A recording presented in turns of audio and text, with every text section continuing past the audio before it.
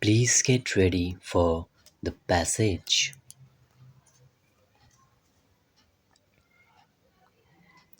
Madam Speaker, I welcome this discussion on education and uniform pattern of education brought forward by my esteemed and learned colleague. I also welcome the young team in the Ministry of Human Resource Development led by the Honorable Minister, who is an engineer and trained MBA from the United States. First of all, I would urge them that let them give up the legalistic approach of his predecessor, Shri Kapil Sibal. Shri Kapil Sibal is a brilliant lawyer and he thought that he could change education by bringing in laws. But most of the laws which were brought by him in Parliament have not been passed in the last 3 years. That is not the way to change education. Sir, education cannot be controlled from the center and it has to be essentially administered by the state. The center can help in advising them. The UPA government said that they would abolish exams up to class 10, but ultimately they were able to abolish exams only for CBSE and the class 10 exams remained everywhere. I would request the new minister to adopt a policy of consensus with the states. He should, through the Central Advisory Board on Education, bring about a consensus and then carry out a change. He should not be in a hurry to suddenly change education in the country. Briefly, I would say that in the first 3 decades of independence, we followed a wrong policy on education. We built up an inverted pyramid. Pandit Jawaharlal Nehru was responsible for building the IITs and the national laboratories. But the primary education remained neglected in that period. It was Sri Rajiv Gandhi who, for the first time, thought anew about education and brought about a new education policy. He started the National Literacy Mission for removing illiteracy and also started the pace setting Navodaya Vidyalayas in each district. I think it was a big initiative on his part. In the 90s, two important initiatives were taken to bring back dropouts into the primary school. One of them was by the UPA government by introducing midday meal and the second was by the NDA government by introducing Sarv Siksha Abhiyan. There is no doubt that the money from Sarv Siksha Abhiyan has at least contributed to building one classroom and one toilet in all the primary schools of the country.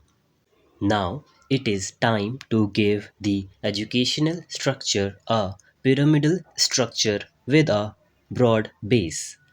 It must benefit every boy and girl of this country. We have given them the right to education, but it must also taper to an apex. Higher education is not for everyone and it should be limited. I have taught education in an undergraduate college for 35 years. I was a teacher of science. At the end of it, I feel it was an exercise in futility. Only a few students went into post graduation and maybe into teaching. The others whom I taught are medical representatives, clerks in government offices, and so on. All their education was lost. The education must keep in touch with job needs. We must make people fit for jobs or it must be related to their lives. I have seen that just for the sake of prestige, we have established colleges in remote villages. There are paddy fields all round, and we are teaching them Shakespeare. It has no meaning to them. Maybe you need an agricultural college there, but colleges are mushrooming. There are 33,000 colleges in the country. The education that we give does not make them fit for jobs. It is time to urgently look into total vocationalization of education starting from class 8. In no advanced country of the world, normal students go for studies after class 10th. In our country, people go to colleges because there are no jobs. So they spend their time in the colleges. If they have proper jobs, they would not go to colleges. Lastly, I want to say that education is for knowledge and is for developing skills. As my predecessor correctly mentioned, English is a skill that we ought to acquire. We have talked much about teaching in mother tongue. I do not object to it. I will be happy to learn. But having studied in an English medium school, I feel that I am at an unfair advantage as compared to the poor people. Why do we deprive the poor students of this advantage of learning and knowing English well?